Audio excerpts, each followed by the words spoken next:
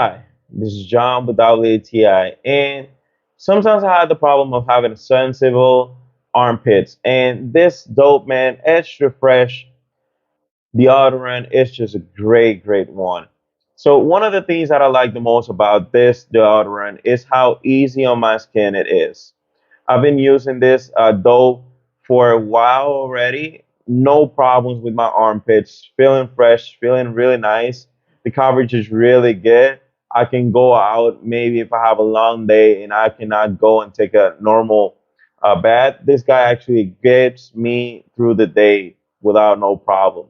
The smell, it's really good. You have this sensation of this feeling that is a nice subtle scent, not too overpowering like maybe most of the deodorants will get.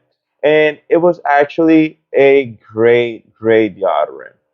So this was John with WTI, and that was my point of view.